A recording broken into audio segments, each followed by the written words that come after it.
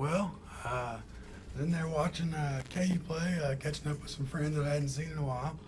Um, just kind of hanging out, having a good time, having a little bit of dinner, drinking a couple beers, catching up. And then the gentleman had come over, I'm blanking on his name, Adam, I believe.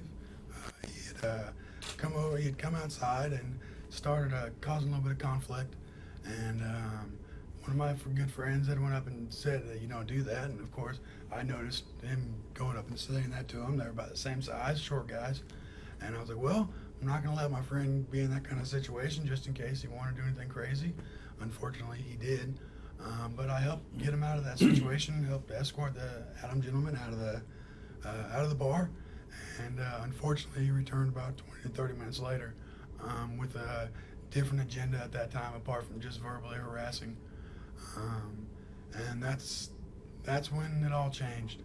And it's hard to look back on and think about. It's unfortunate that a life was lost during that, but I'm just thankful that now there is new hope and a new light, and a lot of people have gained new hope from this terrible incident. Still is obviously very hard to talk about, but I'm just very thankful that I was able to make it out alive, and along with the other gentleman. Did you hear him say anything to the other man? Did you hear him say anything to the other man? I personally did not, but then again, by that time, there was gunshots and this, that, and the other going off. I got on the table, and as long as along with everybody else, we all got on the table. And after he was done shooting, I thought he was out of rounds. Obviously, like you guys have heard, I need to learn my counting skills a little better. But that's when I proceeded to chase the guy down to try to stop that, because I didn't know what was going to happen. If he would have tried to go in the back door and possibly cause more damage, and I just couldn't let that happen morally with my personal standards of life. I couldn't allow that. So that's why I did what I did. And unfortunately, I ended up taking a round as well. That's why I'm very grateful to be alive. I was told I was very lucky with all this, being the circumstances. So I'm just very, very grateful for the terrible situation that it was. That such positivity is coming from this. There's a new sense of hope all around this world now. It's very overwhelming, the amount of people that have reached out to me, that have been thanking me and this, that, and the other. It's not just here. It's not just in America. It's all over the world, this new sense of hope. And just being that, me acting like that, trying to help save other people's lives, it's now, like I said, it's not just here, it's everywhere. That hopefully people now have a hope, and this whole racial divide and ethnic war that we have going on is, hopefully that can kind of be put to rest, because it's been going on for far too long. We're all humans. There's no reason for us to act the way that we have been. Ian, you were talking about them being harassed. Do you know what he was saying? There's been a lot of talk that this may have been a hate crime. Did you hear anything that would indicate that these two men were targeted because of their race or color? I personally did not hear anything. I'm also kind of hard of hearing. But on that note, the gentleman did specifically come back in, and he didn't go anywhere else when he came back with the gun that fateful Wednesday night. He went directly towards those men. And I can't say it, but it seems pretty blatantly obvious what it was. What was he saying in the very beginning when you first went in to stick up for them? What was happening that made you feel like you needed to step in? Like I said, I didn't really hear anything of what he was saying. I just saw, and I could only imagine, because I personally knew that they were not what he was assuming them to be, what I've heard. But when I had escorted this gentleman through the bar and out, he was like, "So you're going to stick up for them and not me?" And that's when I kind of knew what he was kind of insinuating there. When he came back, what was he wearing? Was he wearing something over his head? He had a scarf or something over his head trying to conceal his identity, but it's pretty obvious when you're harassing and assaulting guys verbally, and then you directly go back to them when you return with bad intentions. It's kind of obvious on who That he was trying to conceal his face? Yes, I assume so. I'm not sure, but it seems as if that's what his goal was.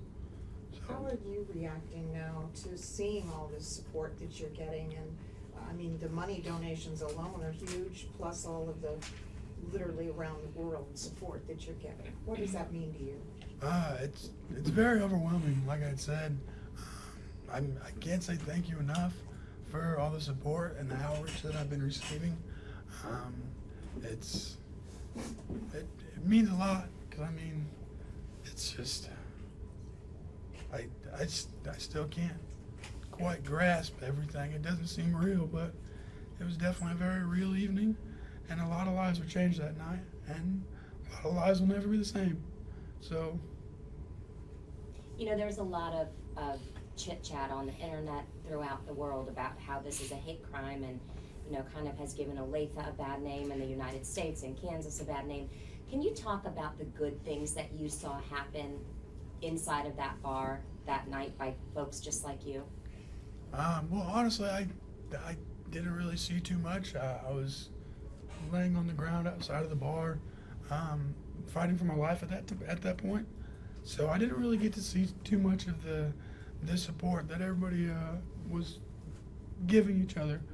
But Kansas is not a hateful place. Olathe is not a hateful place. It's a very passionate place. We love everybody here. For the most part, everybody's got a little bit of hate in their heart. Not everybody, but the ones that do, I feel terribly sorry for them, because life is too short to have hate. And that's my philosophy on it. It's too short. You've been able to meet with one or more of the people who helped you that night. How was that reunion? It was amazing to be able to actually thank them for saving my life, because without them, I probably wouldn't be here. Is your voice affected by your injury, or are you just talking? Yeah. Why don't you make a comment about that, Dr. Green? The nerves that control the vocal cords in a person's larynx are frequently affected by either direct trauma or by swelling from a traversing gunshot wound. And so it's hard to say right now whether or not his vocal cord function will normalize over time, but there are certainly procedures that can be done to help improve vocal cord function after this type of injury. Ian, you've been called a hero around the world. What does that mean to you, and who are some of the people who have reached out to contact you? I mean, I still don't view myself as a hero. I just was doing the right thing. I feel that anybody should be willing to do that for anybody, whether you know them or not. We're humans. We should stick up for each other. We're all we got in this world. And the people that have been reaching out to me, I can't even begin to describe that, because it's overwhelming. People all across the world been reaching out and telling me I'm their hero. I give them new hope. It feels wonderful that I'm able to inspire people and stuff like that, but that's not what I was trying to do. I was just trying to do the right thing. So He had a wonderful interview today by Skype with a broadcasting company in India. So he's kind of the darling of hundreds of millions of people in India and around the globe right now. It was a really fun, relaxed conversation, and from upstairs in his bed, and I tell you, he's really touched hundreds of millions of people. I think he's Can you tell us minimizing more that. about that, Ian? What was that conversation like from India? they were just the gentleman was just expressing his gratitude and trying to pass across what I've done for the people over there and how much I've affected them and inspired them and gave them hope for things. And it's just, said it a million times, it's just overwhelming. That's about the best way I can put this entire situation. All I was trying to do was do the right thing, and it's definitely escalated past that. My life will never be the same. from my injuries to the friendships that I've made now because of this. It's Ian, there's folks literally all over the world watching this news conference right now. If there's one thing that you want to get across to folks here in Kansas City and across the world, what would that one message be? stop the fighting. Love one another. Life is too short for hate and anger. There's no reason for it. Yeah, you might get a little mad at your neighbor, but I bet you a little grilling session of some hamburgers or hot dogs and a cold beer ought to solve that. There's just too much hate in this world. There's no reason for it. Life is too short. Perfect example. I almost lost mine Wednesday night. There's no reason for all the hate. You don't like somebody, don't talk to them. Simple as that. It's just. How are you feeling now? How are your injuries recovering and all that? Still in a lot of pain, but I'll take the pain. I'm alive.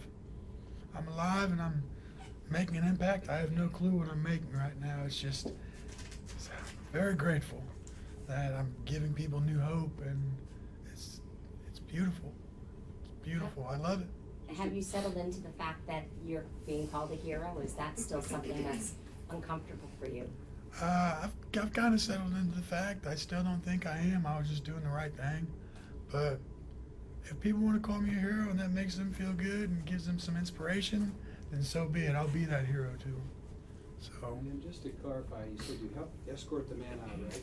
Yes. And then when he came back in, did you do something physically to try to interrupt the shooting? Is that the- Well, I had escorted the gentleman out, and then, like I said, about 20, 30 minutes later, he came back.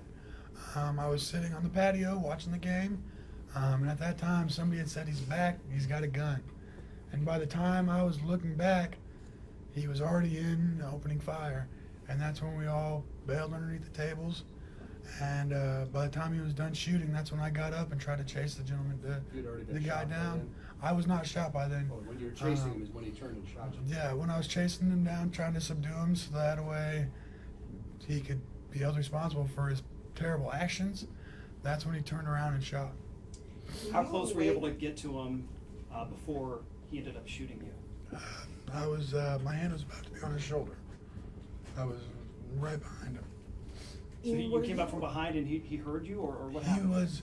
He was leaving in a fast pace, obviously, and I don't know if he may have heard my boots or what, because I was in my work clothes. I just got done working on some shutters that I was staining for work. Heck, I think I still got a little bit of stain on my hands from it, and I think he heard my boots, and that's when he turned around and fired. Were you awake through the time that you were shot till the time that the ambulance got there and the medics started working on you?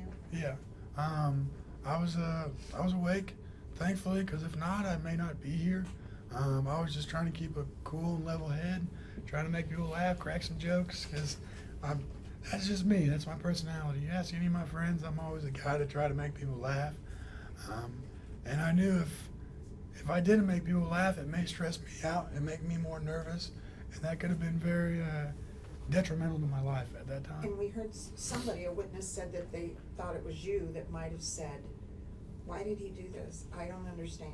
Were you talking, was that you that was talking, or was that the other victim? I'm not honestly sure. It's kind of a blur.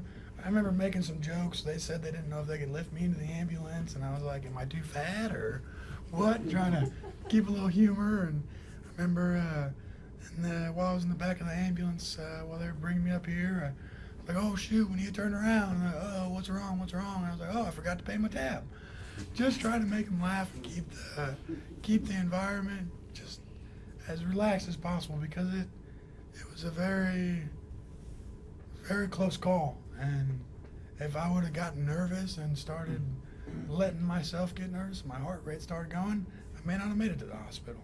Will you go back to Austin's? Oh, I definitely will. That's another family there. It's the environment there, which it's so sad to see that this bad media has been brought to Austin's. That is the greatest place for bars that I've ever been to, and it's not even a bar; it's a family restaurant. It's a very, very nice place. Everybody is nice there. You always see smiling faces. Did you know these two gentlemen? I did not know them on a personal level, but whenever I would go in there, I saw them maybe about once or twice a week, or about once a week maybe. And every time I saw them, just because I don't know a stranger, I say hey to everybody. So I'd say hey to them and try to make them laugh, or them make me laugh, and go on our own ways. But I mean, I always said hey to them because they were cool guys. I liked them, and I mean, we weren't on first name basis, obviously, but I don't know a stranger. So Had you ever seen the gunman in there before, or did you ever know of him? I had not ever seen him before. I'm not sure. I'd heard that he was a regular there, but me personally, I had never seen him. Can you point to exactly where you were shot? Well, went in through my hand here, and then exited out the bottom side, and then right there went in and crossed over my chest. It has been removed, right? The bullet is gone. Oh no, I got a cool souvenir. It's still in there. They said it would potentially cause more damage by removing it. So unless it's detrimental that it needs to be removed, they said it would just stay in there. I think you might find interesting, Dr. Green, if you would comment, there are some kind of important structures here that were not hit. Would you just give us a brief anatomy lesson, because I think these guys might find that fascinating. Sure. That's what we call a traversing mediastinal gunshot wound. That's a bad problem, because in the central part of your chest, the mediastinum, that's about the highest priced real estate you have in the body, short of the brain. The heart, the trachea, the large blood vessels, both arteries and veins coming off and going to the heart, are relatively central in that portion of the chest. Not to mention the spine and the posterior portion of that compartment, the esophagus, the trachea. Anytime you have a penetrating injury to that area of the body, you risk significant cardiac, vascular, and tracheobronchial injury. So it's a lot of high-priced real estate in a relatively small package. So doctor, just how close was he to death? Real close. Like millimeters? How close would you describe it? Yeah, centimeter, 10 millimeters. Yeah, What close is- as you can get. What is the prognosis? How long do you expect Ian to be in the hospital from here on out? You know, he's doing so well. I think getting his pain under control, and then our hand surgeons may yet have additional work to help with the injury to his hand. But as far as his chest injury and overall fitness, he's recovering really, really well. So hopefully within the next couple days, he'll be able to get on out of here. Ian, you talked about pain. What kind of pain do you have? Is it in your hand? Is it in your chest? Is it all over? All over. All over. Just a lot of aches and pain? Oh yeah. Oh yeah. Did that Adam seem intoxicated to you that night? But yeah, he did. And I also heard there was a lot of other variables that had him emotionally distraught. There was a lot of things going on in his life that I've heard about. And I do feel sympathy for him, but that is no excuse for the actions in which he did. There's no excuse for that, trying to take another man's life. If he's found guilty, what do you think the punishment should be? It's not something I really want to comment on. I do feel sympathy for him, but his actions were unjustified and uncalled for. That's pretty remarkable in itself that you're talking about how you feel for him. Maybe you can explain that a little bit more. Like I said, I love humans. I love people. Obviously, he's got a lot of things going on with his life, and I don't know what was going on through his head. His actions were unjust, but I'm just grateful to be alive. There was some police radio traffic that when he came back in, he had a shirt with military medals on it. Did you notice that? Initially, when he was in there, I did notice he had a naval blouse with awards and ribbons on it, but I didn't really see when he came back in. When he came back in the second time, it all happened so fast, and it was kind of a blur. Do you forgive him for what he did to you? I don't think I can say I forgive him, because he nearly took my life, he took another man's life, and he had the intent to take another man's life. To me, that's not forgivable. I understand he had a lot going on, but there's other ways that he could have gotten that across, that he wasn't happy with the situation. Trying to take another man's life is not acceptable. You say that it seems to you that these guys were targeted because of their ethnicity. Do you think this should be prosecuted as a hate crime? It's not really something I want to get in and talk about. Politics, kind of where that comment was going. Politics are going to be here even after I'm long gone and this is all past. It's always going to be around, and it's never going to change with the way things are. So it's just something I don't really feel my comment will affect anything. So. Do you want to hear the president speak to this issue tonight in his speech to the nation? It would be nice for him to give some closure, because I know people all around the world are waiting for something, some kind of statement. He's made statements on the Oscars and this, that, and the other, but not this, that took lives. And that is a little upsetting to see that. But also, I do understand it's a very sensitive subject, so hopefully he's just trying to figure out the right things to say and the right ways to word it. But Can you clear up for us, do you live in Grandview or Olathe? I was living in Grandview. I'm going to be moving back out to Olathe now, though. I was remodeling houses, and that was just a lot more convenient. And now I don't think I'm going to be able to do that anymore. So. He's right-handed, we might point out. Yeah. This is my money-making hand, and it's no longer the same hand it was 6 days ago. So. When you got shot, did you realize immediately that you had been shot and that you may be in trouble, or did it take a little bit of time for you to be like, holy cow, I just got shot? Oh, you definitely realize it right away. It's not a little tickle. You can definitely feel it. So. Did you run outside then? Were you able to get outside on your own, or did someone drag you outside, or what? I had went outside pursuing the Adam gentleman, and that's when it happened. That's why I was saying I wasn't able to experience what was going on inside, because I tried to pursue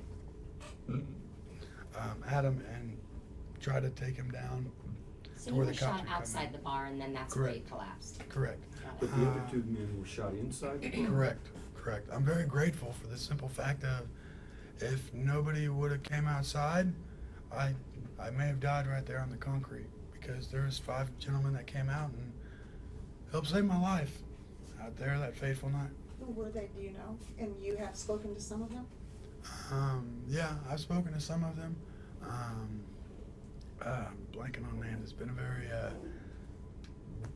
very hectic. It's kind of losing things, remembering things.